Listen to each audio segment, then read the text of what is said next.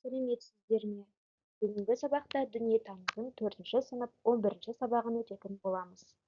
Тақырыбы Қазақстанда ғылымның дамуы. Бүгінгі сабақтың мақсаты Қазақстанның ғылымдағы жетістіктері туралы білетін боласың. Елімізге танымал болған ғалымдардың еңбегін зерделеуді үйренесің. Бүгінгі сабақта Қаныш Имантайұлы Сәтпаевтың Қазақстан ғылымның дамуына қосқан үлесі туралы білетін боласыңдар. Қаныш Имантайұлы Сәтпаев.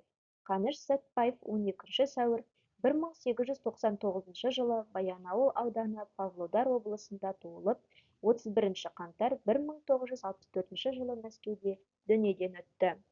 Геолог ғалым, минералогия ғылымдарының докторы, профессор, академик, Қазақ КСР ғылым академиясын ұйымдастырушы және оның тұңғыш президенті, Қазақ КСР академиясының академигі, Кеңес одағының және Қазақстанның металлогения мектебінің негізін қалаушы.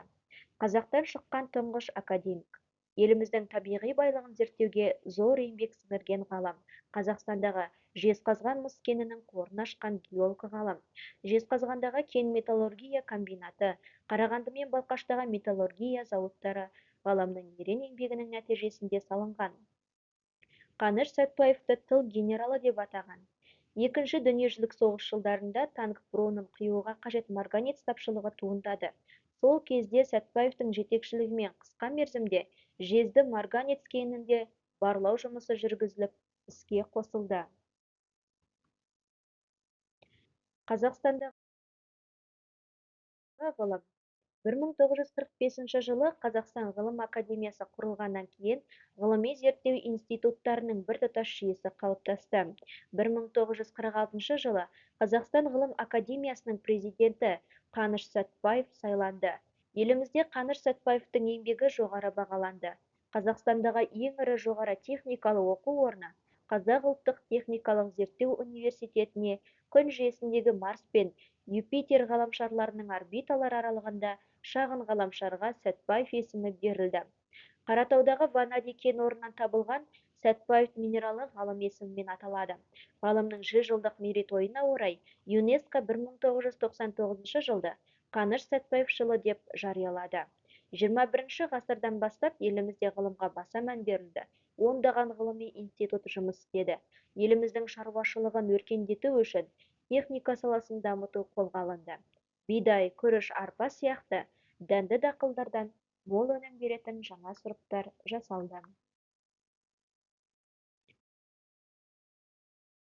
Сен білесің бе, Қаныш Сәтпаевтың өз халқына, туған жеріне деген махаббаты ерекше еді.